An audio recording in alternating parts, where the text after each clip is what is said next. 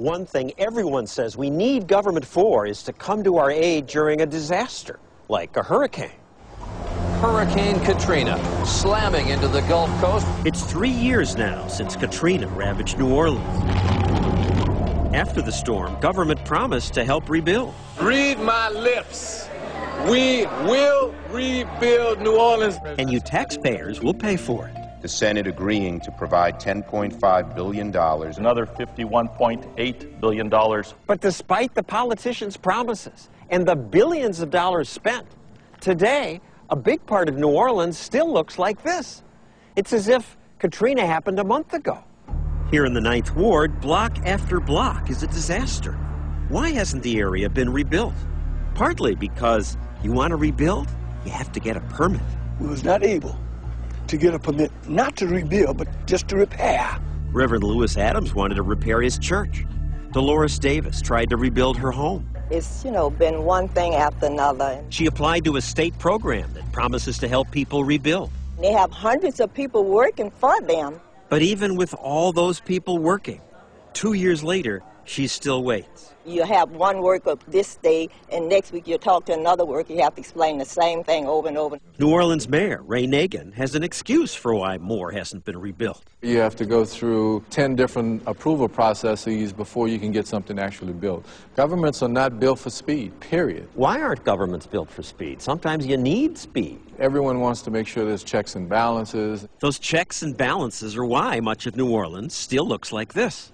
Yet less than a mile away is this neighborhood, filled with nice-looking homes. How could this be built? Well, here, government wasn't involved. Habitat for Humanity built these homes. When they say they're going to come in for a build, they build the houses. I mean, they're for real. Harry Connick Jr. might have said we. He helped build these homes. It was spontaneous order. He and others just decided that building homes was the right thing to do. The way the skaters decide which way they'll turn. Tore out through the back. Malik Rahim's charity built this home, and others like it. Everything that we have done, we've been able to accomplish this in spite of the government. Rahim gave up on government. He says getting those billions of your dollars set aside for rebuilding is nearly impossible. He gets money from passers-by. And this is where you get the money, with this sign that says, "Get out of the car, lend us a hand"? That's right.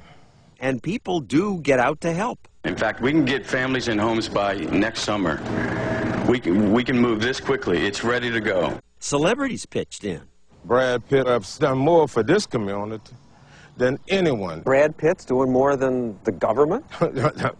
I would say 10 times more than the government. We'll start one building at a time. With no need to wait for government money, homes started going up. All these volunteers, they did what the government didn't do. That's right. That's right. Other celebrities pitched in. Michael Moore, if you're watching this, thank you from the bottom of my heart. Bruce Springsteen, Bonnie Raitt. Every house that you see that's been rebuilt because of volunteers. Not because of the government, volunteers. And the bureaucrats were an obstacle to this? Oh, well, they had about 9 different agencies that you had to go through. The average person didn't know what to do. To build this, Habitat for Humanity employed specialists who know how to fight through bureaucracy. They build 70 homes quickly.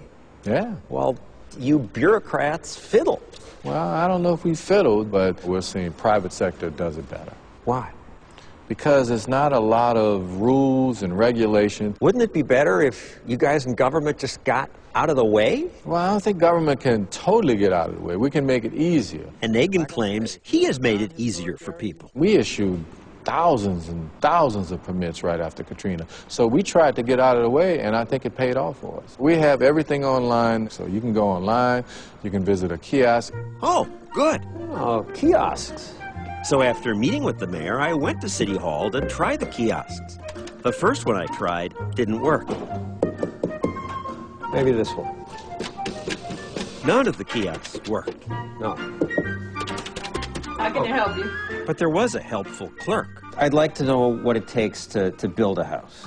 If you're doing new construction, you need 2 sets of architectural plans with a live seal from Louisiana registered architect to engineer. A live seal? But the help she gave You'd also need a plot plan to make sure it meets the zoning requirements. was terrifying. A construction benchmark, which is a FEMA requirement. This is the requirement sheet. And this is a form that FEMA has.